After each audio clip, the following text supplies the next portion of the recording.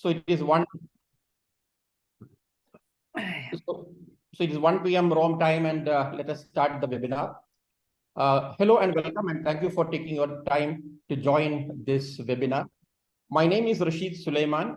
I work with the Center for Research on Innovation and Science Policy based at Hyderabad, India. And CRISP hosts the Network Agricultural Extension in South Asia, which is also part of the Global Forum for Rural Advisory Services.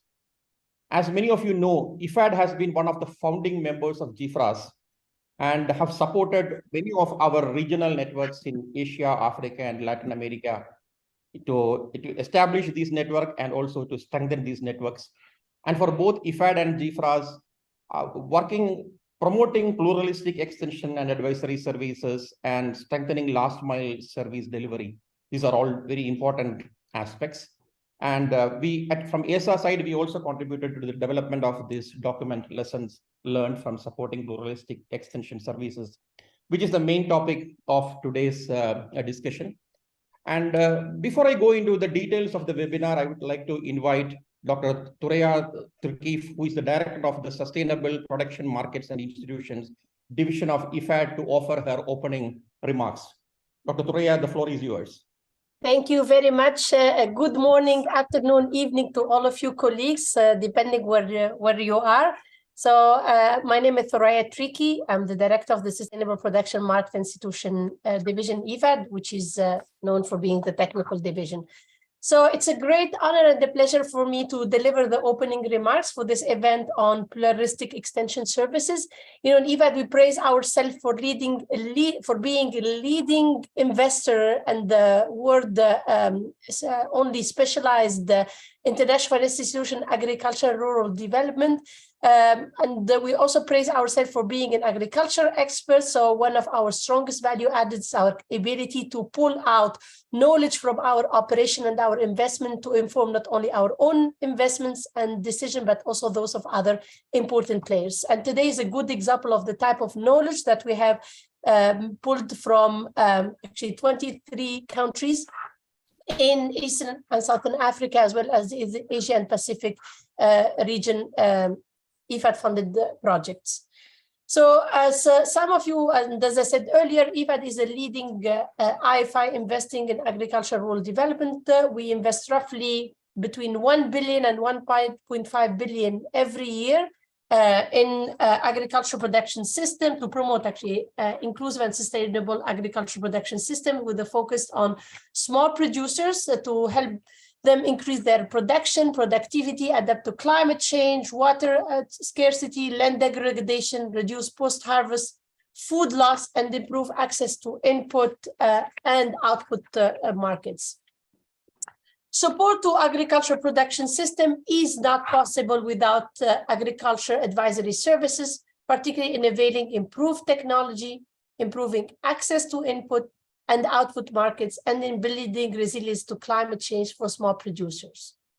But we also know that public extension and advisory services very often are facing challenges of underfinancing, understaffing, and also shortages when it comes to skills and capacity linked to new emerging trends such as technology or topics such as value chain development that could have very important impact on the life of small producers and their resilience.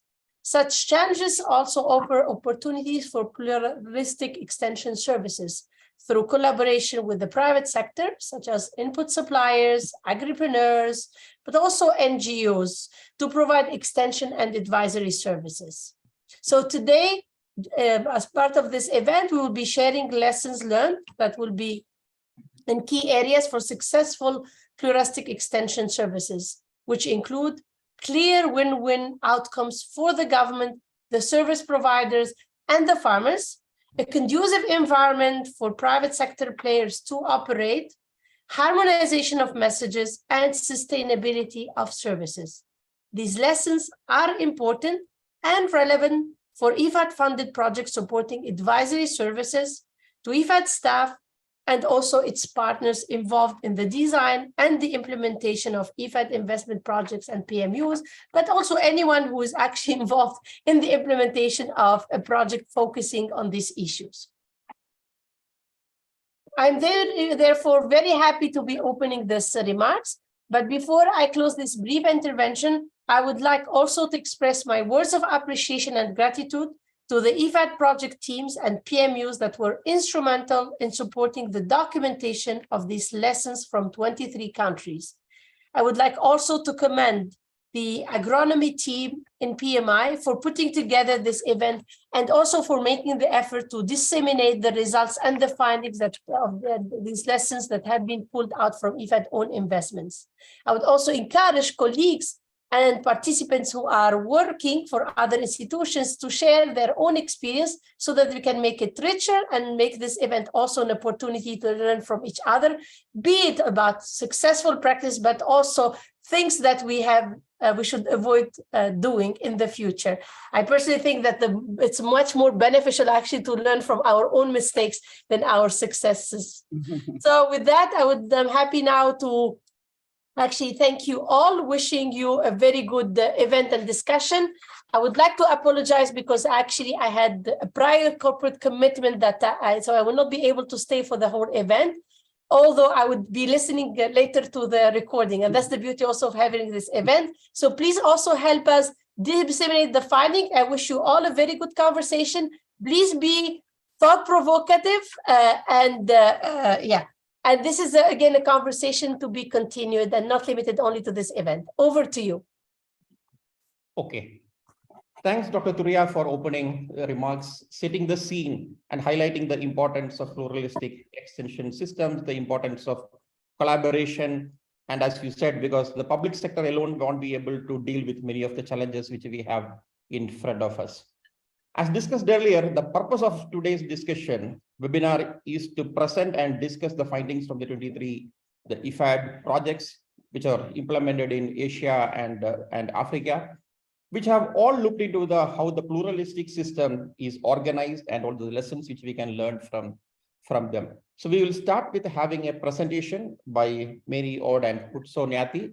This will be followed by a panel discussion where we will have a much more discussion on the related reflections on the publications, as well as experience sharing from related experiences from this sector. So during this webinar, we will try to take as many questions as possible. Please write your questions in the chat. And this meeting is recorded, and we will be sharing the recording with all the registered participants. And kindly keep your speakers muted. Without any further delay, I would like to invite both Putso and Mary Ord to provide an overview of the publication. Both Putso and Mary Ord have been so passionate about strengthening extension and also the last delivery of services, and they are the key authors of this event. To introduce Putso, she's a regional technical specialist agronomy, senior regional technical specialist working with the IFAD office in Nairobi. Mary Ord was, I think, till maybe a few weeks back, she was also doing almost the same role, senior regional technical specialist at IFAD in the New Delhi office. Now she has gone to the headquarters as a biodiversity specialist. So I am leaving it to you both, Mary Ord and Putso, for the presentation. The floor is yours.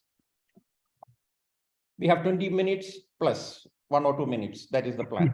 Okay, over to you. Okay, thank you so much, Rashid, for the introduction. So I'll present the outline of our presentation. The rationale, I'll not go into the rationale because Turaya has already covered that in detail, why we actually decided to document the lessons related to pluralistic extension services, which we all know, the issue of the need to reach more people, the issue of lack of capacity, and also the issue of broader knowledge that we now have to include around the extension services beyond production. So our outline of the presentation will include the approach, and then the lessons that we have derived, and then the implications for sustainability and scaling up. So I'll start by presenting the approach. As mentioned by Putso, we've been wanting to really understand what was the efficiency of the system, the inclusion mechanism, the sustainability, and so on. So we decided to apply the business model Canva, which is a well-known tool in the private sector, notably to identify the value proposition that private entity or public entity can deliver to their people, and we adapt it to extension. So in this framework on the right part here, the first thing is to identify the value proposition that you want to deliver. And first thing is for whom. In the private, they call it customer segments. For us, it's our targeted household. And we first need to identify what are their pains, what are their gains, how we can provide better service for them. And then based on that, you can develop your value proposition. What are the kind of advisory, inputs, services, market, what capacity, what service you want to provide. And then very crucial is how you deliver it to the last mile farmers. That's called the delivery channel. And in extension, it's about extension staff, community workers, ICT, and so forth. But also in the private and in the public, the feedback mechanism is crucial. That's what they call the customer relationship. And for us, we call it inclusive governance, feedback mechanism, monitoring, evaluation, because we need to know if this value proposition meets your customer and your household need. Then the second part is what is required to implement it. What are the activities, what are the investments, and what are the type of public-private partnership you need to develop to deliver your value proposition. Then what is interesting also is to look at the cost structures. How much does it cost in terms of investment, overhead, running costs? And then what are the revenue? Because we are dealing with private sector entity, non-profit and for-profit. So you need to have revenue streams, whether in kind or real. Or cash. That's what we call the cost recovery. And finally, as we mentioned earlier, we need to reflect on the government role, how it can enable, facilitate, and so forth. So the right part helps us to reflect on the social and natural resource management inclusion of the value proposition. The left part helped us reflect on how to design, and then the right part on cost recovery, how to reflect on efficiency, financial, and institutional sustainability. And we did that for 23 projects across, together with our project unit. So our lessons span 10 different elements. The first two are about how to design the service in terms of the type of pluralistic extension system, the bundling. The second part is about the channel, the delivery system, the feedback mechanism, how we ensure social and natural resource inclusion. The last part is on this cost benefit, the revenue, the finance, the institutional sustainability. And finally, transversally, we've identified a number of lessons related to the role of ICT. And the report includes 12 boxes with over 25 concrete examples, and we'll give some example here. Thank you. Thank you, Marie-Aude. So our first lesson, we identified that projects use a diversity of paths depending on the local context and needs. So we identified quite a number. The first private extension service providers are producer organizations. We are going to hear more about how producer organizations are helping us address extension services from a panelist who's available today, representing a district level service provider.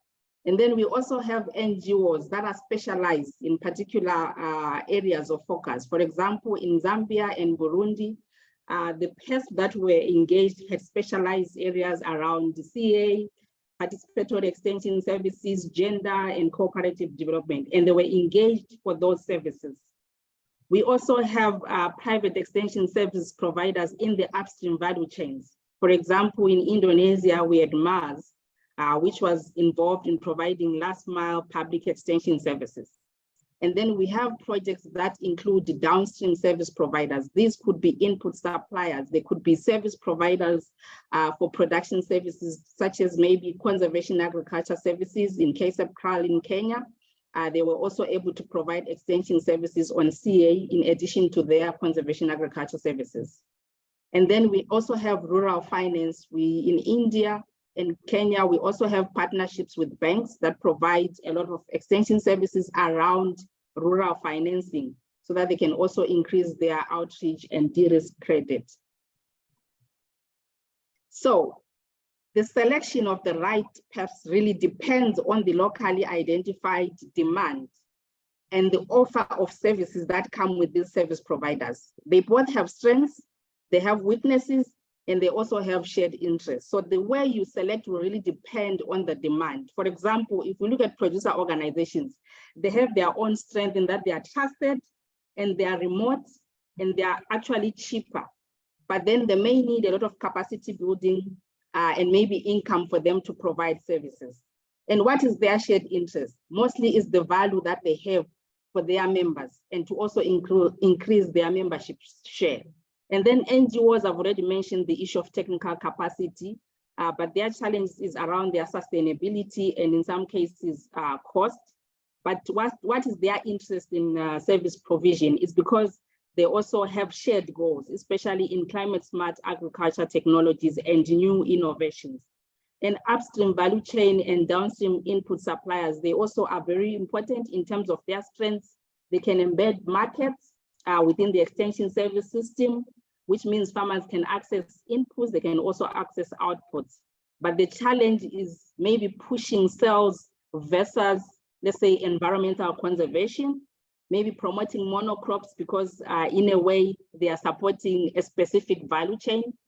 This is what you would consider at the beginning to say, what is the value that these people are going to bring? What are the objectives of the project in achieving objectives? So, lesson 2, we also noticed that, as we mentioned at the beginning, that now extension services are no longer just about production. So what do our projects do? They bundle services.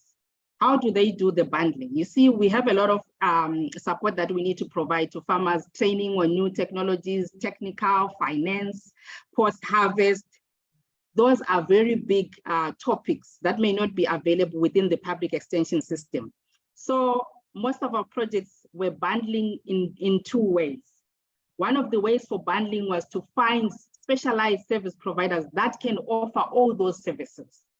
Like one service provider is able to provide technical support for the whole value chain. Or a project would hire different service providers to provide specific technical support related to their advantage, comparative advantage. What are the pros and cons of having that? If you're going to use different types of service providers, you need to have a strong PMU to be able to coordinate so many service providers. And then if you are bundling services, you must be in a country, be able to find such service providers that have the technical capacity to cover a range of topics. So those are the things that we need to consider in the selection for bundling. So now I would like to bring you a concrete example from Nepal. There, they had a very interesting approach to really identify context-specific space. The first step they took was to map the needs of each very specific value chain in terms of input, technical, market, finance. Then they mapped the available service providers with a wide range, lead farmers, paravet, government, extension. They checked the service they can provide, the gaps, opportunities, and what kind of capacity maybe they would need. And then based on that, they were able to identify who can provide which services and so forth, and what could be the priority project interventions. And then they designed some ways of bundling these different service providers and types of services with a different option. For instance, they tried the integrated service center led by public, but trying to provide different service and bundle services. They also identified partnership within the value chain with input suppliers, market providers that can provide service. They also try to work with a cooperative-led model and also with private service-led that where farmers need to be paying fees. So that was a very context-specific and interesting approach. Thank you, Mariot. Our lesson number 3 was on outreach. You know that as IFAD, we work with the remotest of people where no one goes. So how are our projects employing last mile delivery channels? We noticed that most of our projects were using grassroots groups. These could be lead farmers, these could be community-based facilitators. We have representatives from Malawi who are going to tell us more about how to use lead farmers. And then we also have the use of community workers. Uganda has an example of that. And then local service providers. These are agripreneurs that can be used as last mile people. They are resident in the communities. An example has already been given on how to do this in Kenya. But what are the issues surrounding the use of locally trusted community-based extension systems? They need capacity development, they need backstopping, they need vertically delivery systems, they need to be supported. They can only provide specific technical support. As such, it is important to combine horizontal and vertical clusters for service delivery, like is the example for Bangladesh shown here. Lesson 4. This one is about targeting and inclusion. What do projects do to ensure that PESP reach the poorest of the poor, the women, and all the marginalized groups? We noticed that in some projects, for example, in Eswatini, they would apply a differentiated approach to support extension system. For example, you know that private extension service providers that are profit-oriented may not be interested in working with farmers that are food deficit. So in that case, they ensure that only the farmers that are market ready are supported by the private extension service provider. In this case, it was a parastatal. And then there's also the issue of ensuring that services are demand-driven. Constant participatory planning and feedback mechanisms are done to ensure that whatever is delivered to farmers is what is relative to them. And then quality monitoring and accountability are key for tracking and ensuring impacts of different farmers. For example, we are partnering with the WORCAT on participatory sustainable land management monitoring. And then there are some lessons that we are also drawing from IDH and MAS with data on farm extension that gives us more information on the importance of inclusion and targeting. Mariwat. Then, yes, so then we need another important lesson 5 was how we can also scale green innovative agricultural production systems. So often we have dedicated partnership with research which are needed to develop locally relevant and sustainable new itinerary innovations or build on local practices and so forth. But then if you want to scale and sustain this new technology, often you need to have access to specific inputs, seeds, capital, and so on. And the role of PESP becomes crucial. First, they can help strengthen the production of the seeds technology or inputs that are required to adopt this technology. For instance, in ESA, several projects and research train the lead farmers to produce seeds or group of farmers to produce a new adapted seeds or updated seeds. In India, some projects have been supporting bioresource entrepreneurs that become trained several weeks to produce different types of bio-input based on local produce. A second important part is how we can embed these innovations and these practices within value chain partnership and standard. For instance, with MAS, we partner to develop adapted agroforestry and sustainable co-practice that are then integrated in extension, but are also part of the value chain standard that MAS may be upholding. Third is how we develop green finances for farmers to be able to access the finance required to finance innovations. For instance, in Vietnam, we've been partnering with Women Development Fund and supporting them so that they can provide access to credit also for women or men to adapt, to be able to invest in new climate smart technologies or investment and practices. Yes, our lesson number 6 is on ICT. ICT has never been relevant, especially during the COVID times when everyone was on lockdown. So what we found out from our countries was that diverse ICT solutions helped to deliver better services by improving monitoring, feedback, and targeting. It also helped in bundling of services and improving the quality of services, and also offering opportunities for remuneration of private extension service providers, especially the youth. However, what we learn is that sometimes there is a digital divide where some farmers may not be able to access ICT equipment. And in such cases, peer learning becomes very, very important. So the major lesson we are taking out here is that ICT options should be embedded in pluralistic extension services and should be used to further empower last mile extension workers to support fellow farmers. We have a couple of examples of where ICT has been used. In Malawi, for example, where cell phone ownership is relatively a bit low, rural resource centers equipped with ICT and radios were also used to bridge the digital divide. in such a case where farmers in the villages can be able to go to a resource center and access extension services that are pre-recorded. This way, even if you don't have a phone or any ICT equipment, you are able to access information services. In Kenya, during the time of COVID, the program coordination unit formed a WhatsApp group to bring together all public and private actors, including farmers.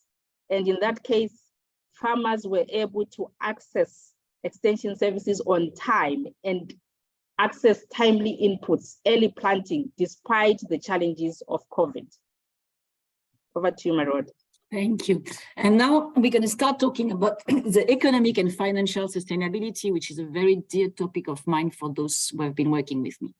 So first thing we try to do is to track extension costs, and it's not easy, trying to separate what are the investment costs from the operating costs, which have different costs of recovery or sustainability.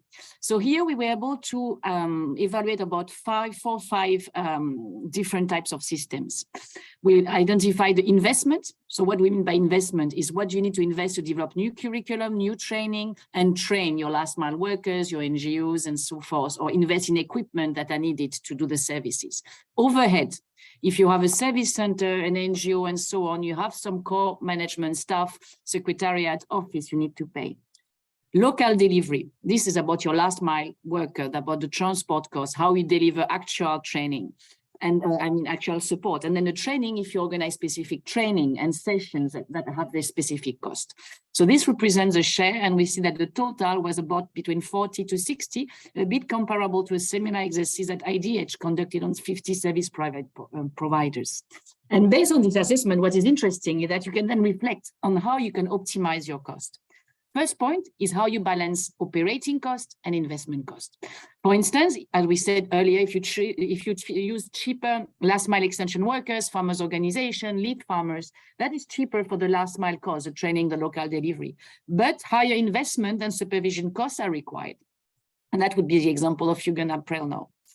Then overhead are usually fixed. So one of the issues we face is that sometimes there is not enough scale or scope of services for this office. And that's a challenge we saw in India, Andhra Pradesh producer organizations. They had too high overhead costs with a quite too large office for the outreach they had. And finally, the very important point of efficiency is how you have efficient outreach system, because we could see that each time the last mile training cost was not always so high, but also because there is a cascading system, dissemination modalities, and different way of training, like a very efficient system used in Bangladesh base. But of course, we are not saying cost is the only thing. Cost has to be balanced with benefits and sustainability. And for instance, we have this very interesting study we saw from CARE in Burundi, where they realized that if you bring a gender transformative approach, that would be just 16% more expensive, so 303 instead of 263. Than gender neutral, but it will create twice the value of a simple gender approach and 8.5 more than a control approach without any consideration of gender. So of course, much higher return of investment. Then, okay, cost is good, but then revenue is also important because, I mean, we provide service and extension during the project, but extension needs change, climate change, and farmers usually they need continued service. So how do we maintain this extension service beyond the project? Most of the private service providers, they need some kind of incentive or revenue. That could be non-monetary. A number of lead farmers, farmer group leaders, they are motivated by the social network, by the training they provide, by helping their peers and so on. So you can find out by getting demonstration inputs. For cooperative, you can build on your membership fees, an NGO. A number of them can build on fee-based services, but this is often more limited to high value chain and richer farmers. And finally, you can do transaction fee. You can embed your extension advisory in commercial services. Then how you increase your revenue? We saw two main strategies. Either you diversify with a similar kind of scope, more services, or you increase your outreach. And for instance, I'll bring again this example of the APDMP, India Producers Organization, and 43% of the organization supported managed to recover their cost by combining different types of service. Some were paid, like getting value from marketing services, access to inputs, mechanization centers, and access to finance, but then providing free services in terms of information, weather, and crops. So balancing different services to have a wider range and have some free services. But often what you need is a constant kind of revenue. And another example in India is a community managed service center that 50% of the revenue comes from bank interest, and that provides a stable income. Then an important point we see in the lesson 9 is that even if you reflect as much as possible on this revenue stream, financial sustainability takes time, and sometimes it cannot be achievable with only private financing. And we saw that in the IDH report reviewing 50 private service delivery models. Few of them were actually making fully the cost. So what we need to consider, though, is that extension service create value beyond the revenue generated. So what value is created for whom? We need to quantify the benefits. And IDH, again, we have them in the panel. There is this very interesting study where they check, you see in green, you have the service delivery, extension service revenue, in blue, the cost, and then the net income. So if you just focus on the extension cost recovery, it's negative. But then if you include the commercial revenue, because maybe you're a market value chain, and because you are training your farmers, your production is more stable, better quality, you save costs and so on, then the income becomes positive. So we need to consider this cost, and often we need to have public investment, notably the initial investment cost, investing in farmers organization, lead farmers, and the initial costs that make you viable. And also government role to facilitate partnership and private co-financing. Because in all the example we saw, we could see value chain, rural finance, and there are different people that will co-finance a service because they create value and they get value from it. For instance, in Sri Lanka, we provided value chain partnership with bank, farm organization, and market actors. And then that enabled to split the investment cost for the beneficiary between the project or government cost, incentivized credit for the farmers' contributions, and the private sector that then provides extension services for free. And for the India Farmers Organization, why some of them are doing the cost recovery is because the project covered all the initial costs in equipment, initial investment, and running costs. Finally, apart from the financial elements, we realize that institutions is really crucial because most exit strategy relies on the last mile service provider, on the farmers organization. Often exit strategy will say, oh, let's hand over the service to them. But the building of this farmers organization, last mile service providers takes time and often needs an institutional framework. So we need to consider existing institutions most of the time, ensure we have quality exit strategy from the start and provide adapted support. And for instance, scorecard are used in different projects and enable the project to track how the farmers organization are progressing, what kind of support you need to do. Also, we need to invest in sustainable training material and curriculum so that the support remains available. For instance, in Cambodia, we partner with WOCA to integrate sustainable land management practices in the extension curriculum, in the program that train government extension workers. And finally, the last strategy that we saw is how you integrate your last mile service providers in public extension system. For instance, in Malawi, some of the lead farmers have been integrated in extension. In several projects, lead farmers are registered so that we can work with them. In federations, in Vietnam, the lead farmers were later integrated in farmers union. On network, here we have the Global Farm Forum for Rural Extension Services. I don't know if we have some people from the farmers, Farmer Field School network, but network play a crucial role to be able to provide long-term support. For instance, the Uganda Forum for Agricultural Advisory Services developed extension guidelines, standards to measure the performance extension service provider, and a code of conduct to register them and support them. So finally, all in all, government plays a crucial role, and we identify notably 3 main topics. One, how we aggregate the demand and partnership, how we convene and facilitate this this public-private partnership in platform, clusters, services. Second, how we complement and ensure the economic viability through specific incentives or revenue streams.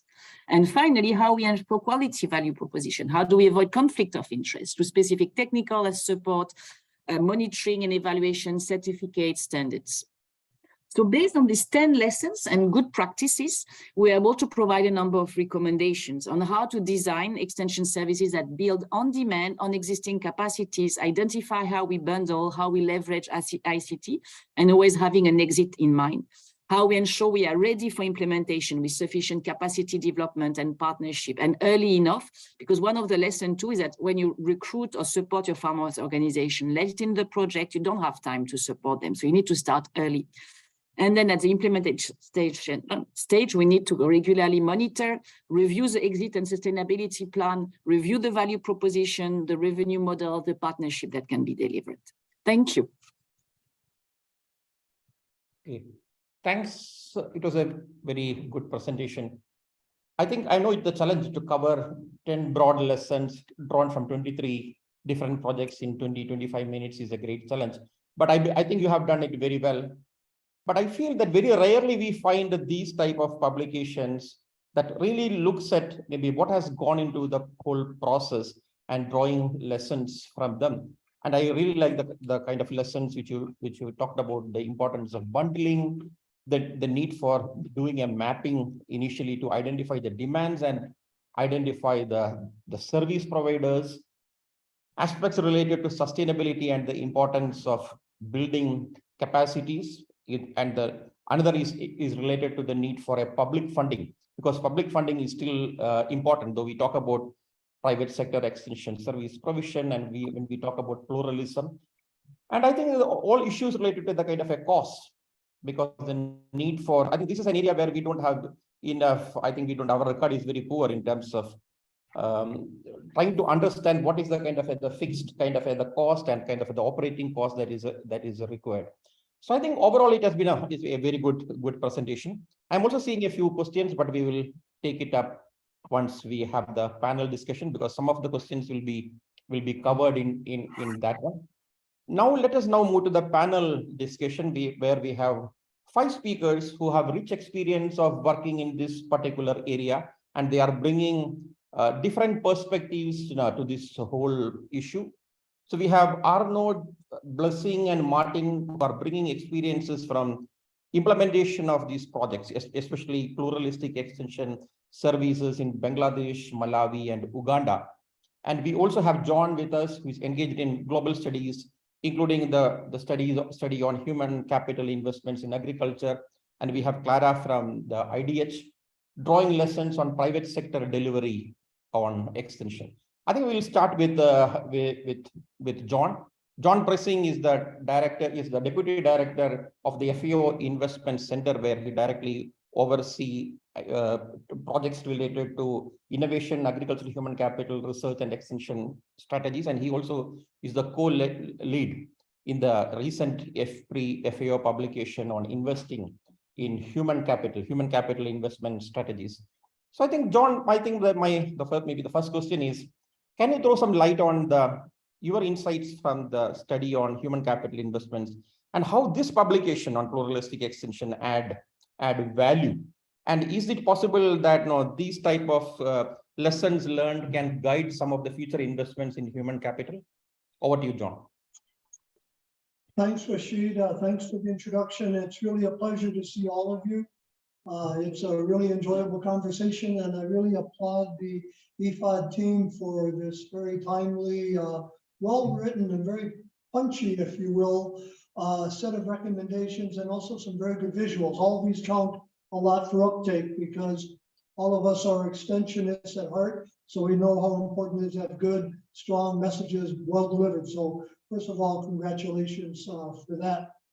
Also, I wanted to thank IFAD directly, because our Agriculture Human Capital Investment Series has really greatly benefited from IFAD contributions, from keynote speakers at webinars, to the case studies that we use, to a complete review of the publication. So really, I want to say that a lot of the quality or benefit that we had came from our direct collaboration together. So once again, thank you very much. I want to touch upon 2 things in my time. One of them is to point out a few findings we had from our study, and then maybe just to highlight a few things I really thought was strong and relevant from the study we're looking at today. First of all, I think in our case, we found that it was very important to incentivize the participants. That is, first and foremost, the providers of extension services, and then also actually producers. That is, it's not very relevant to provide a great new technology or technique if A, there's not resources to act upon it, or if it's not financially sustainable in terms of returns to the producer. So that was one of our findings. And also the importance of having strong producer organizations if you're going to have strong last mile delivery of extension and advisory services. And I think you also found something very similar. So it's a good point of intersection. And then also the importance of of focusing on target audience as well. We saw that also here, but the importance of targeting well was, we thought was quite important. And then perhaps the last thing was the importance of linkages and coordinations, which I think was also mentioned. Particularly if we're looking in a pluralistic world or one where there could be multiple public and private providers, the role of having linkages and coordination was paramount to ensuring high quality and relevant services.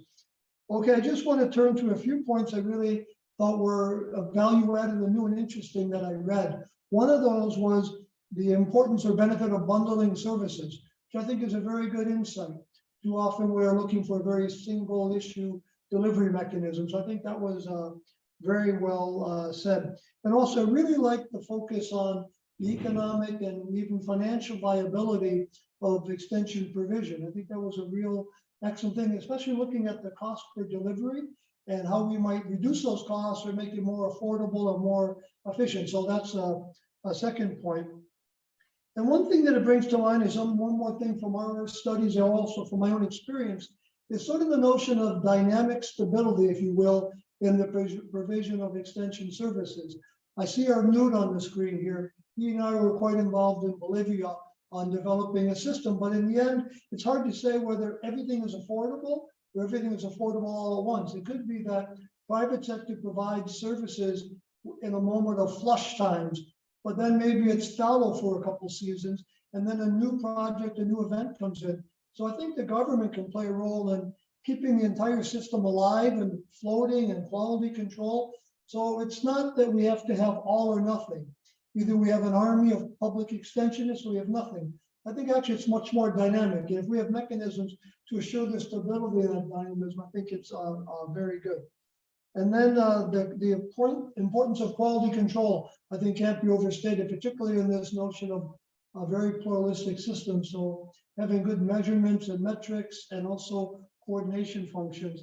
And my last point, and then I'll close, is I think the discussion perhaps on public versus private and public good and private good maybe could have been stronger fleshed out, because there are examples where working on the green space or working on natural resources may not be a profit-making situation for a pure private provider. So I think keeping a focus on that is also important. But I really want to thank the group again for an excellent publication, and I'll certainly use it, and my colleagues will, as we design new approaches and projects. Thanks again. Okay, thanks, John. And I hope we will be having probably much more collaboration on drawing these lessons between maybe IFAD projects and the FAO. So maybe I think because we are all working, and including GFRAS, because we are all working in the same field, but I think probably we need to look at more lessons, more experiences from more maybe wider regions. For instance, we have not, this publication is not covering the Latin America. Probably there's a rich experience in that particular region. This is something which we should be looking at. Thanks for your great inputs. I think my second panelist in my list is Arnold, who is the country director from IFAD Bangladesh. Arnold has worked in Bolivia and Honduras, and has a much more international experience on looking at this pluralistic extension. I think the question to you is something very much related to the Bangladesh, the PEACE project, which has been one of the kind of a success stories from IFAD in this region, where you have really partnered with the microfinance agency, the PKSF, who in turn partnered with a large number of private organizations. So I just wanted to understand from you, what is the value you see in partnering with these kind of financial institutions and microfinance institutions, and are there any lessons to share on the pluralistic extension? Over to you, Arnold.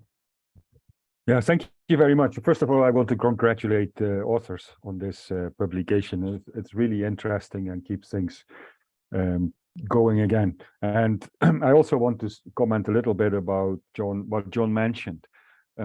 First of all, you have to be very careful. Your extension system is part of an innovation system. And that's where your financial institution comes in, but also your research things come in. And maybe even in the publication, which in the future, we should focus also a little bit on that part, that it's part of an innovation system. And yes, what John already mentioned, we have a very interesting experience, but not very positive experience in Latin America, where IMF decided to privatize the whole extension system, and as a consequence, there is no more extension system for small producers, and and that generates a very, very serious situation, because, and this is the other thing about public-private and the discussion about that, and or not involving financial institution, is the sustainability or the long-term vision you have for different institutions which provide these services. Because it's not that you can switch on or off an extension system for when you need it. And that's what we learned together with John. We try to switch the system on again in Bolivia, and after 10 years, it's still not switched on. It's very easy to close down things, but extremely difficult and long-term to build up things. So really be very aware on your decisions on how you provide extension services. To build these capacities takes very, very long times. So that's the first thing I wanted to say. Yes, of course, there are opportunities, and it's very interesting if you have in this case, in the case of Bangladesh, sorry, a system which is based on a let's say a public development bank, which gives you this institutional sustainability, the long-term vision, and also the package then comes with automatically with an additional service. It has the disadvantage that you are working with an organization which not necessarily is the best in providing extension services. So that's the thing we had to work on a lot. The other thing which at the end of the day, IFAD gives loans to the public sector, and that is very interesting. In Asia, they are able to transfer some of these resources to NGOs or banks or other financial institutions. But for example, in Latin America, in most countries don't even think about it. Government will execute everything. So that also limits your options.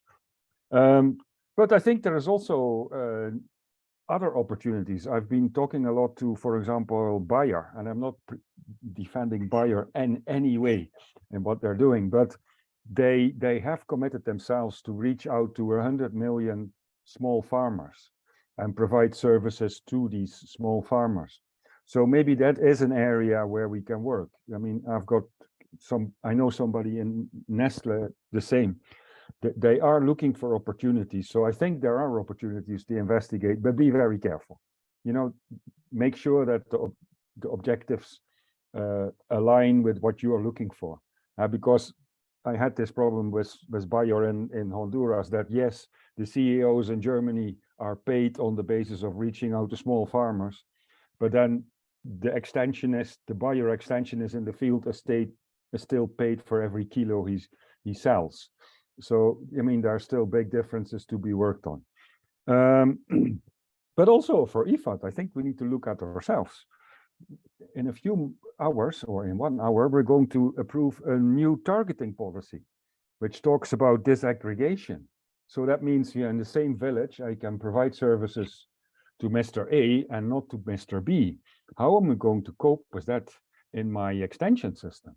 So I think we need to reflect. I think, climate change and all this insecurity, also, I think we need to start looking at a new role of this extension officer agent, and look more at knowledge and human capital development, and maybe less at specific technical advice giving. And I think, these new people in the field are more change agents, as we've called them in Latin America, and not so much knowledge agents. And they're more facilitators of change. And I think That's what we need to, that's in Bangladesh is impressive. All these young people who can tell you anything about an equipment, about a new crop, because they got to get it all out of YouTube. But their problem is making it work, getting that product to the market. It's these kind of things. And I think that's where also our extension systems in the future need to focus on. Thank you very much for having invited me. Okay. I think no, I think you have maybe no, it's a good comparison between maybe what is happening in the Latin America and maybe in Asia. And in Asia, though it is a loan, so it's a to the government, but I think there is a much more, they are willing to share the resources maybe with the microfinance institutions and other NGOs to make it work. So I think, so that is a good thing, probably which we have been seeing it maybe in this region. Maybe we can come to the PACE specific issue, maybe later, maybe if I have the time. I need to move to the next presenter. I think we have Blessing, which represents the government because he works as an assistant chief agricultural officer with the Malawi Sustainable Agricultural Production Program, Malawi SAPP. And he has been involved in implementing projects on the ground, especially on the promoting a lead farmer approach. There were some questions also earlier in the chat about the lead farmer approach. So we just wanted to know from Blessing, how is this approach of lead farmer approach complementing the government services? Over to you, Blessing. Thank you very much, Suleiman. And thanks to the whole IFAD team for organizing this event. I will try to respond to your question in as far as how, as government, as sub-project, we've been able to use the lead farmer approach to promote pluralistic extension. So I may give a short presentation, a PowerPoint presentation. So I'll shortly share my screen. Marion, you wanted to share the screen? Yes. You have the presentation? Yes, I have it. Or you are muted, Mary. Yes, I will do it. Because Marion has already the presentation. Voila. Yeah. You have 5 minutes. All right, thank you very much. In Malawi, we've used the lead farmer approach to help us promote the pluralistic extension. Basically, we adopted this approach because when you look at the extension to farmer ratio, the extension to farmer ratio was very high, so coverage was an issue. So that's why this approach was adopted. And under the sub-project, which is supported by IFAD, this approach has been used extensively, especially in the 6 districts that are implementing the sub-project. So the way we organize the lead farmers is such that a lead farmer works in a specific village. They normally don't move on to the next village unless there are better reasons to do so. When they are recruited as volunteers. Okay, so they are not part of the formal extension. And as they are working, the community, the village which they serve, determines how they work. If the community is satisfied with the services of the lead farmer, they can continue with him. If they are not, they may decide to replace them. And in terms of linkage or connecting to the public sector or the private sector, normally is through the frontline extension staff. So when a lead farmer is working, they report and they are guided by the frontline extension staff. So mostly the lead farmer is selected from a farmer group. So if a lead farmer belongs to a farmer group that is producing groundnuts, it means that that lead farmer, his specialty would be more towards crop production. And one lead farmer, on average, he saves about 15 to 20 farmers. And the lead farmers, majority of them, they are also linked to the extension system that we are currently using in Malawi, which we call it the Decentralized Agriculture Extension Service System. And in a community where you have a number of lead farmers, they also form a network. And through that network, they also support each other. And in terms of work, at the village level, at community level, the lead farmer would normally develop an action plan in terms of the activities that they have to do. And this action plan is also guided by the frontline extension worker in terms of which activities should be done. We can move on to the next slide. Okay, so in terms of the engagement, as I said, the lead farmer focuses on one enterprise because we don't want to overload the lead farmer with a lot of extension messages. And in a particular village where there's a lead farmer on crop production, we don't choose another lead farmer. So in principle, the lead farmer belongs to the community. If there's another, let's say NGO that wants to work in that same village and focusing on that same enterprise, they also use the same lead farmer. So there's no duplication of lead farmers with regard to the enterprise that they are doing. And the selection of the lead farmer is through a participatory process. And in many cases, there are also guidelines that government provides. And what we recommend mostly is that the lead farmer should be somebody that can be able to read and write. He must also be hardworking, be honest. He must be able to work with other people. He must be cooperative, and they must be seen that even in the enterprise that they want to work in, they are also development focused. So with regard to the question that you asked, how do the lead farmers complement government efforts? Mostly, what we've seen, especially under the sub-project, is that most of the lead farmers, they also promote the good agriculture practices based on their specialty. So as they are working, they are able also to do data correction. They are able to facilitate mounting of demonstrations, conducting field days where they can showcase technologies that are doing better. They also support the implementation of activities like farmer field school, livestock activities, nutrition activities, even issues of mainstreaming gender using the household approach. Yeah, so those are just some of the activities that the lead farmer complement the government extension worker. We can move on to the next activity. To the next slide. So with regard to how we can sustain the lead farmer, most of the lead farmers, they've been trained. When the lead farmer is selected, is trained in what they have to do. And in terms of selection, we don't just select the lead farmers anyhow. The community is involved. And as I mentioned, there's a criteria that is used.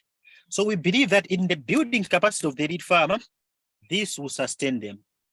In involving the community in the selection process of the lead farmer, this may also help sustain the approach.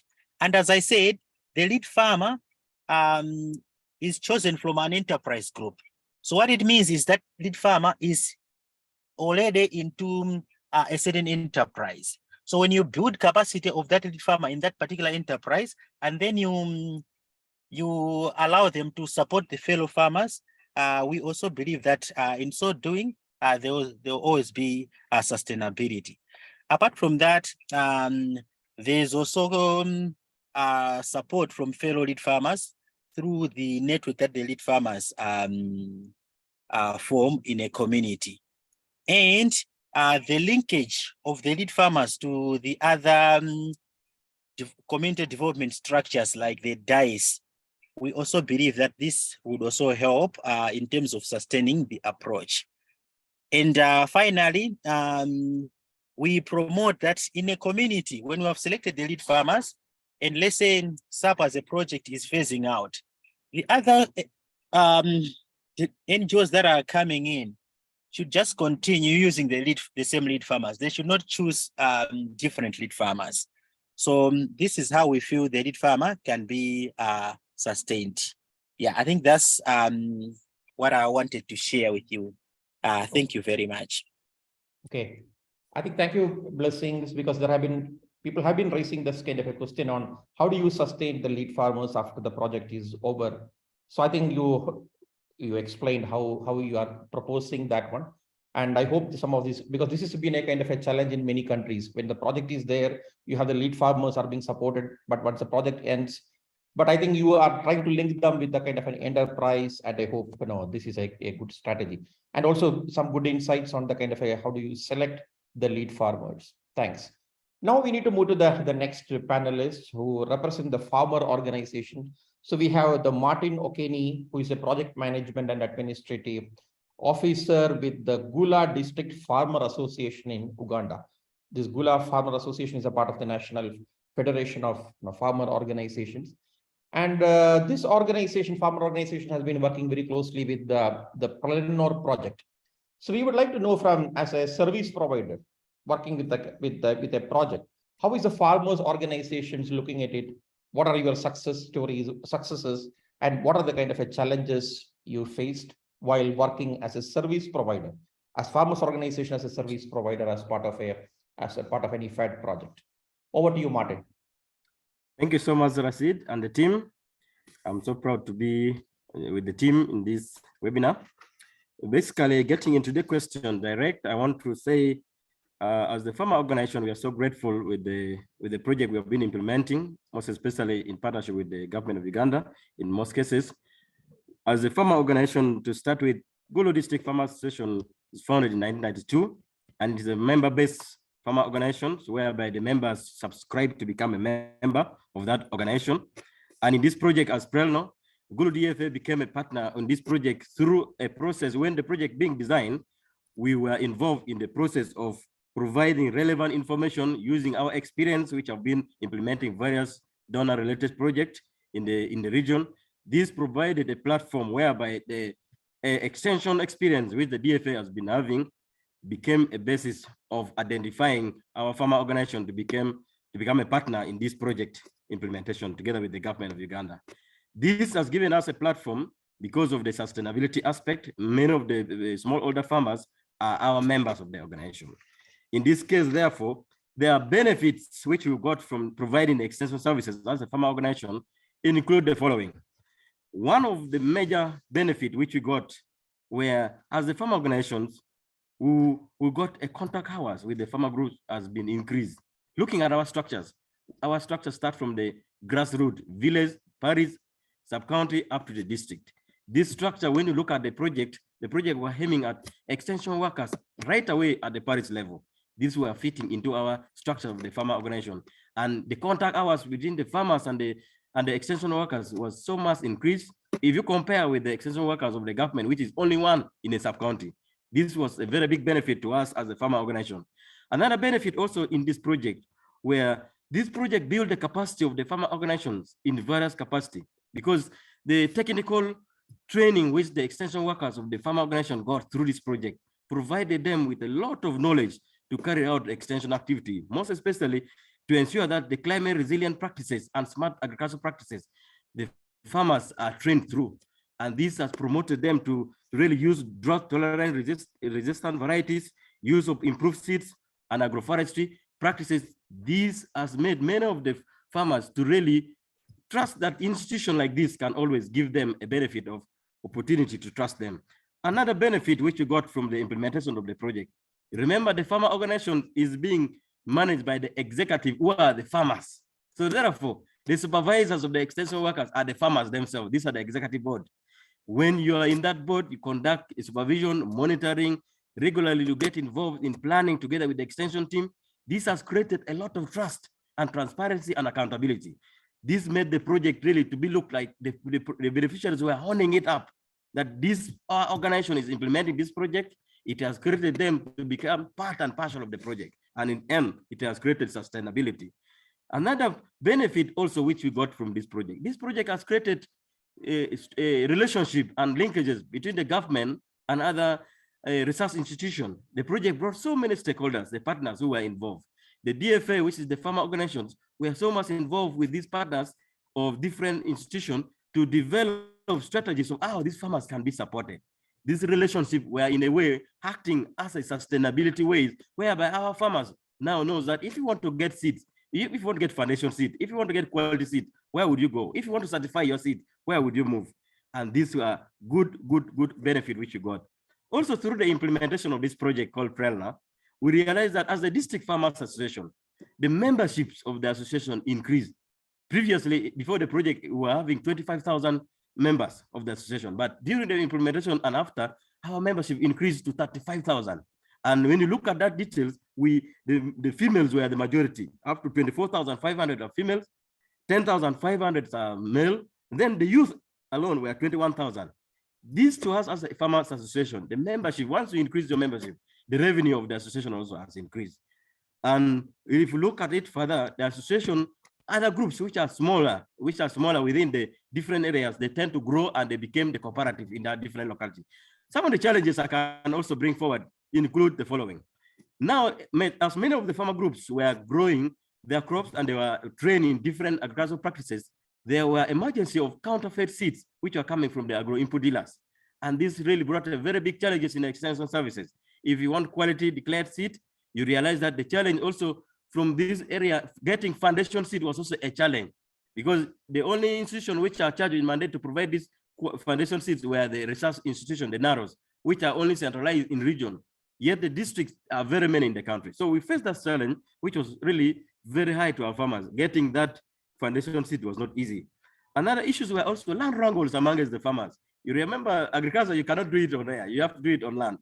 If you track our record as the northern Uganda, especially in Gulu, people have been in the war for long. They stayed in the camp for many years.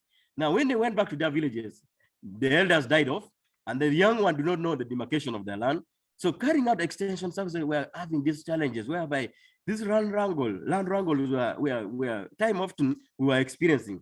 Therefore, it affected some of the extension related activities. Another challenges also which we conducted, which we experienced were the issues of the limited bulking centers. The DFA as a farmer organization, most of the places where the farmers were trained, especially in post-harvest handling, the marketing, collective marketing, we realized that as the farmers, you need to organize and bulk your commodities in a centralized place. But the challenge were these bulking centers were limited. This posed a very big threat that encouraging them in collective marketing become a threat, because where you should bulk your thing is not there. So as a farmer organization, we face that one as a challenge. Another challenge were also issues of mindset change. You remember we are experiencing a lot of climate change related issues. So the farmers are facing it very difficult to really adapt to climate change mitigation strategies because of the aspect of mindset change. So many of them, they are not believing that climate change is real. So in a way, it affected really their implementation. And really another challenge also which we experienced as a DFA, as a district farmers association, we really lack the aspect of ensuring the farmers should open the acreage of land in the big chunk, because many of them are still using rudimentary mechanism, and many of them, they do not have these tractors. We do not have post-harvest equipment.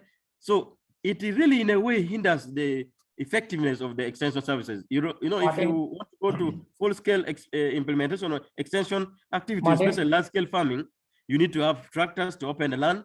You need to have those equipments. Martin, I need to stop you. I need to stop you. Thank you. Thank you. Okay. I think it's a very good intervention, because this is something which is very interesting to hear about farmers organizations and how their capacities, not only to provide advisory services, but also to intervene in all the aspects related to the value chain are strengthened. I think we are just basically go to the next the presentation. Actually, this is from this is from IDH. I think the Sustainable Trade Initiative, and we have Clara Colin from the IDH, and IDH has been doing a lot on promoting sustainable business model. I think they look at they are providing capacities to the private sector to pilot different types of inclusive business, efficient, smallholder, inclusive value chains. So over to you, Clara, and then how do you look at this whole publication? And I also wanted to hear from some of the work which you are trying to do in terms of developing a database and also a publication on this kind of an inclusive business models targeting the private sector. Over to you, Clara. Thank you, Rashid, for inviting me here today and for organizing the event. Great publication with great insights that we really value as a knowledge partner for IFAD as well. So yeah, I'm happy to share a bit what we're doing with our data and some of the insights that we're getting on what it takes to build service delivery models that are more inclusive, that are sustainable, and that are commercially viable. I think Mariod shared on her slides some of the insights that we shared back in 2020, and we're now getting ready to launch on a publication somewhere between Q1 2023 that will review data from over 100 business models that are serving smallholder farmers today, plus lessons learned from our technical assistance portfolio, where we are testing business model innovations across 17 projects in East and West Africa in our area of value chains. And what our program is essentially aiming to answer, and that what this publication will tackle, is one or rather two fundamental questions. So, what defines and what drives successful service delivery to smallholder farmers, and how we can pull the right levers to optimize performance. And when I say performance, is performance both for the business, so really understanding what is there a positive business case, is there a chance to recover the cost of service delivery to the farmers and have an impact on the farmer, so really drive farmer income uplift and build resilience. So we're still a bit in the middle of the research, but there are a few insights that have emerged that we found particularly interesting and even surprising when it comes to understanding what are those service delivery models that work in terms of being inclusive, viable, commercially viable for the private sector, and also driving that farmer income uplift. So first, and I think some of it was alluded in the presentation, there's a wide spread across business models. For instance, the average cost to serve a farmer, we see it can be as low as $2.5 per year per farmer, or as high as $4,000 per year per farmer. While some business models, we see they recover literally 0% of their costs, of the service cost today, others are recovering 200% of their costs and really making a profitable business out of this. And while some models, we really don't see any impact on farmer income, others are seeing up to over 1,500% increases in farmer income. So what drives this variability? Some of these differences are driven by context, so things you can't really control, like the value chain or the enabling environment that in these business models are operating, but we often see wide variations across business models that are operating in similar value chains and similar enabling environments.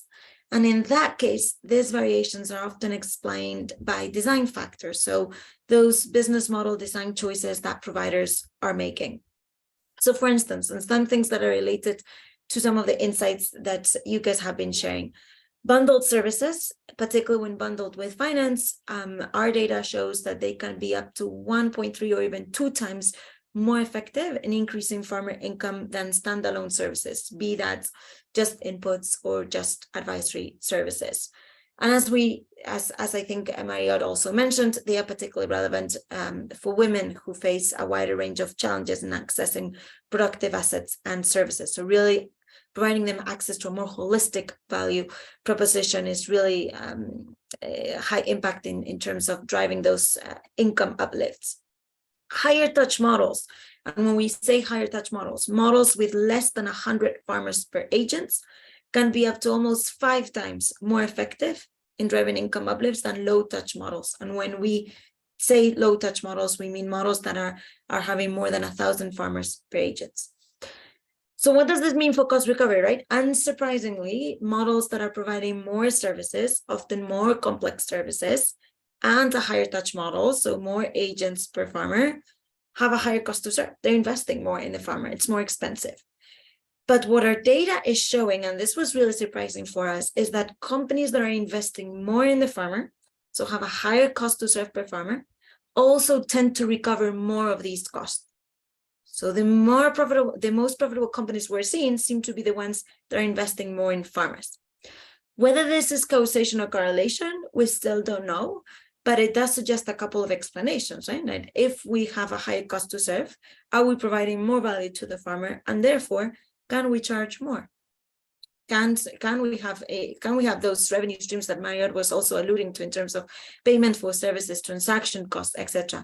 Are we bundling more profitable services there, like inputs or mechanization? Those were really interesting. Then when it comes to efficiency, so how do we actually lower the cost to serve? Well, scale is probably the more important driver, which I think everyone here will come to no surprise, but other things matter too, and especially the last mile, how we do the last mile delivery. What we're seeing in this model, using commission-based agent models, often through members of the community. So these grassroots, these lead farmers, their average cost to serve a farmer can be up to 70% less than those models that are using their own staff, so staff only.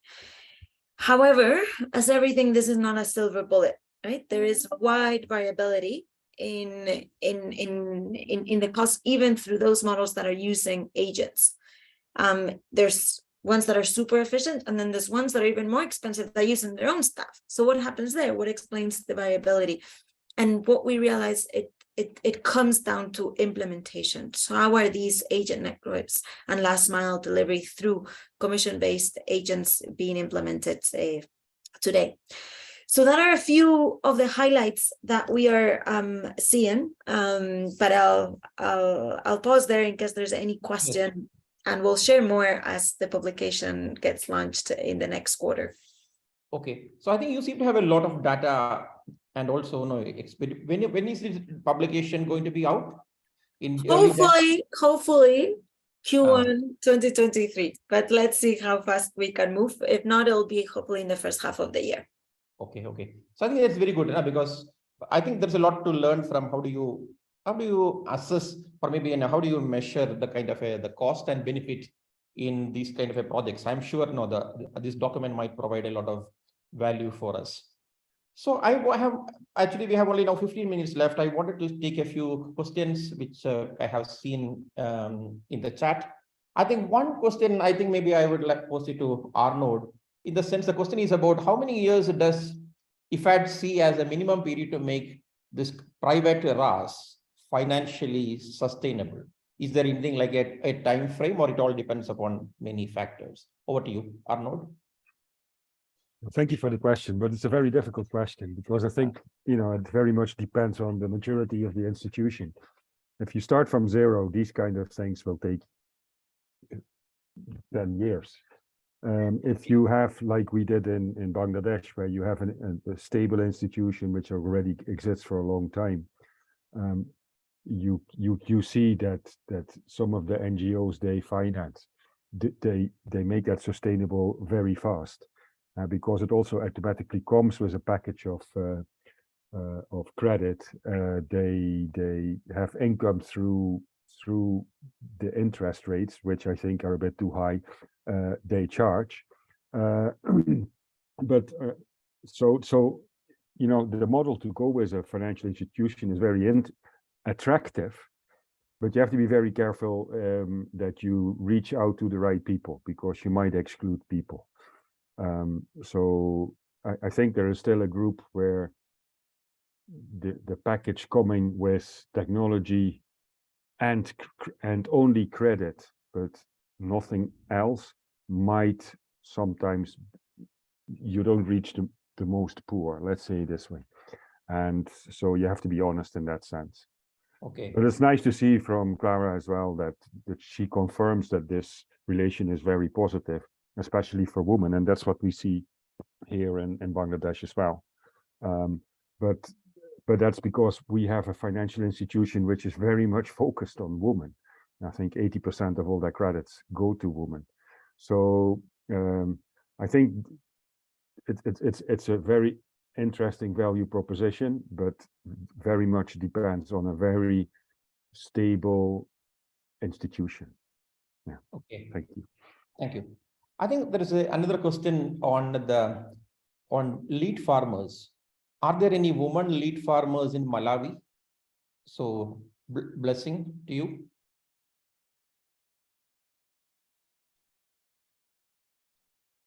Blessing. Hello. Blessing, can you unmute and speak? Okay, yeah, hello. Yes, yes. I hope you can hear me. Yes, we can hear you. Yeah, there are lead farmers of all categories. We also have female lead farmers. Like under the SAP project, we have a total of about 14,000 lead farmers. And of those, close to 8,000 lead farmers are male and about around 7,000 are female. Okay. So you have a good number of female lead farmers also in your approach. Yes, yes, sure. Okay. I think we have a question on this whole corporate social responsibility. Maybe I will pose it to Mary Odd. So this is emerging as an important, and maybe also to Clara, on supporting extension services. What is your experience with using the CSR funds for strengthening last mile service delivery? Maybe first to Mary Odd and then to Clara. Yes, just yeah, I saw these questions in the chat and also large remark on that. I saw a few models. Maybe we didn't highlight them today here enough. The partnership with Mars in Indonesia, I think, stems a lot on that because Mars is really investing. I mean, they have a cocoa academy, a cocoa training center, research, cocoa doctors networks. They're really investing in the farmers because they want quality, of course, cocoa, and they also obey to different certification system, Rainforest Alliance, and so on, that requires them to really be inclusive on smallholders and so on, plus their corporate social responsibility. So I would think that plays a big role in both pushing to do that, getting data, and of course, hopefully getting a better image. I think this corporate social responsibility and startups can play a big role, and we have a few models that are building really on that aspect. So both corporate social responsibility, but also the kind of certification and things that when you actually do services and provide income to the farmers, maybe you'll get also better market, better recognition. But as Clara has reviewed 100 models indeed of more really private sector, I'm sure she's even having more maybe insight on that. I think it has an important role on what is a shared value. As we mentioned, if you want to have a good sustainable model, you have to reflect what is the value for everyone, including for the private sector, and be honest about it, as said by Arno, so that we avoid eventual conflict of interest or we align interest. Over. Clara? Thank you, Mayad. No, I think I echo Mayad in terms of the key role that corporate social responsibility can play in redistributing value along the value chain, for lack of a better word. I would even go a step beyond that, and which is what we're betting through our program is that the private sector should and can play a leading role beyond traditional corporate social responsibility. So corporate social responsibility is great, but we really believe there's an opportunity to leverage the core commercial arm of the private sector business to serve smallholder farmers. And why we're betting on this is, like, if you look at what's needed in the investment that is needed in lower income countries and agricultural markets to reach transformational outcomes, we're talking around 480 billion or so a year. Currently, the majority of the funding is coming from either governments, either donor or national governments, philanthropic funding for foundations or NGOs, and then private in the form of corporate social responsibility. Those three together, they make up less than 50% of that 480 billion. And it's funding that is not guaranteed, right? Like CSR funding is the first funding that almost all the time gets cut in a recession. A lot of people would say that we're already in a recession. So for us, it's not enough funding, and it's funding that is very fragile. So we're trying to go beyond the corporate social responsibility, say, like, there's a huge commercial arm that can be leveraged here if we are able to break those long anchored perceptions at what it takes to the cost and risk that it takes to serve a farmer, and actually prove business models that are commercially attractive to compete with other investment opportunities. And if they're not commercially attractive, or there's no viability, then let's think of who needs to fill in that gap for certain market segments, whether it's the government or the donors, and then do a more efficient use of the money there as well, right? So I would just go a step further. Yes, CSR, super valuable, but it's not guaranteed, and we're never going to be enough. Okay. And just Ah. one illustration, because I'm at COP15 at the moment, the biodiversity COP in Montreal, and yesterday was like a finance day, and I was really impressed. And I think there has never been so many financial institutions and enterprise at the COP, and how they're actually pushing in the negotiation to get more targets and a mandatory requirement of disclosure of private companies, and how they're advocating it's because biodiversity loss, nature loss is creating financial risk in the long term. So as you said, it's also I mean, apart from the commercial value, is to realize that, you know, by supporting farmers, you create also, I mean, you need to have sustainable practices and so on to also mitigate other risks. So just a side story from the COP on really this rising agenda, I think, of the commercial sector engaging in social and environmental issues for that. Thank you. Okay, I'm looking at the clock. I don't think we have the time to take additional questions. There have been a few questions on the ICT's use of digital tools. But I think we have only the remaining 5 minutes for the closing remarks. So I do not want to. Maybe we can just ask Martin, because he hasn't had, I think, to have everyone attend on the ICT. Maybe you have something to say on the role of ICT for your farmers' organizations. Martin, on 1 minute, just to level the. Yes. Martin, do you have any insights on use of ICTs by farmers' organizations and youth? And youth?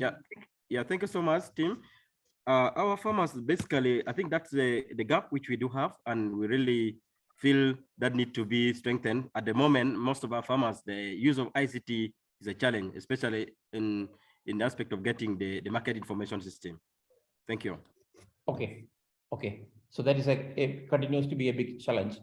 Yes. So I think I do not wanted to maybe, you know, this has been a very rich discussion. I think there is what I understood is that, because this is a kind of we all talk about pluralism, we all want private sector collaboration, but there is very little evidence on the ground in terms of experiences. And I think this whole publication is mainly contributing to addressing that knowledge gap. And I think I'm sure those people who have not looked into the publication, maybe I think you should have a look at the publication. And I would say that I think there are also other areas, for instance, from which the Clara has been mentioning about the more evidence and data coming on costs, returns from the private sector side, which I'm sure will be of great interest to many of us who are participating in this sector. And a similar thing is also what we need to know more is about the inclusive business models. How do you make gender inclusion? And then there are two other lessons which I also learned in terms of the importance of articulating the public sector investments, because public sector investments are still important, and also the need for long-term hand-holding support for whether all these pluralistic service providers, from the NGO side to the lead farmers, farmer producer organizations. So when they have to engage in this kind of a pluralistic extension provision, their capacities needs to be enhanced. So these are some of the few takeaways which I'm taking it from the webinar. And Tom has left because he has another meeting. Tom is the director of the Environment, Climate, Gender, and Social Inclusion Division of IFAD. So Tom has also requested Mary Ode to make the final closing remarks. So over to you, Mary Ode, for the final closing remarks. And thank you all. Thank you very much. I'll be very brief, and I just remind you, if you all can take your videos, I think maybe Natalia, you can take some screenshot. Meanwhile, I just give the concluding remarks. I think now it's dropping a bit because it's the end, but we had up to 80 people participating. So it's really exciting there. Thank you very much. So yeah, I'll just share some quick remarks from Tom. Tom is the director at interim of the Environmental and Climate and Social Inclusion Division. So a lot of the topic we've touched upon. And before, he used to be the Rural Institution Specialist, and he has been contributing to found actually the Global Forum for Rural Advisory Services. So institutional sustainability, extension services is very core to his heart. And more recently, he was leading the youth team in the ECG division. So one of the things he wanted to a bit share insight on also is to remind, and I think we've said a lot, on the role of the youth and how the increasing participation and sharing education of the youth is creating more opportunities also to have strong last mile system, entrepreneurial one, committed one, including when we talk about the environmental issues, increasing share of the youth is really committed also to all these different kind of issues. So how we leverage better the youth, including for ICT and different elements, but to really recognize that we need to invest in our youth there, and that they can play a crucial role to achieve a sustainable extension.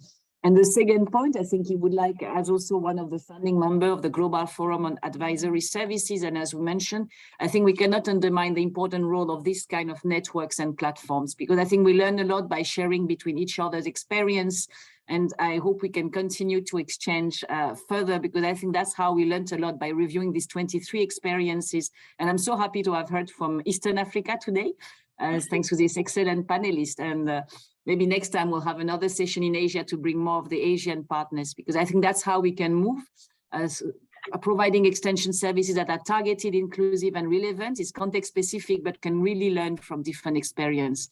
And I think we really need to take the sustainability at heart, because you can't just have extension for one shot. So we really need to reflect and take the time to reflect on the right institutional mechanism, the importance to invest in the right capacities and so forth. This has really been a pleasure. Let me see if I haven't missed any closing remark that Tom wanted to share. Of course, we had included some reminder of what we've said before, but you've already said, Rashid. So I think I will stop there by thanking, of course, everyone. I think that was really an exciting, I don't know how many messages and chats and questions there were. I think maybe we'll try to provide some answers afterwards in our recap, because you deserve it. You put a lot of very interesting questions and contributions. So we'll try to contribute afterwards and share the recording. And really, I want to really thank all the panelists, but also, as you said earlier, all the PMU, the project unit staff that have really been working with us, the country team, country directors. I mean, for these studies in Asia, I know like half of them were written by different government consultants and country teams, and Putso, I know a lot of different staffs have contributed, also technical from the rural institutions desk, the partnership, the rural finance team.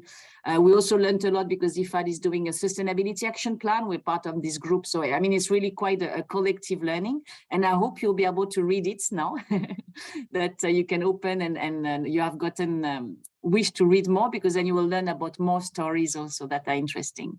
So thank you so much. We'll provide a sustainability is key. That's a nice conclusion for me also. That's really important. So thank you to all of you. So we'll share the insights, and don't hesitate to reach out to us. Putz, I don't know if you want to also say some last words too, because before closing, thank you. No, I just want to thank everyone for participating. It was really an insightful time to have you here, and your questions are well taken care of. We would endeavor to try and respond where it's possible. Please check out the link for more documents. Over. Thank you so much. Thank you so much. Bye. I hope you took screen, Natalia. We have pictures of everyone. Yes, perfect. Thank you. Thank you. Thank you. Bye-bye.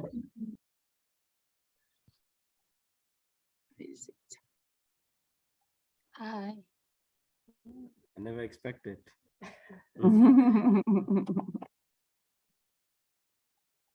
Okay. Thank you. Bye. Thank you. Thank you.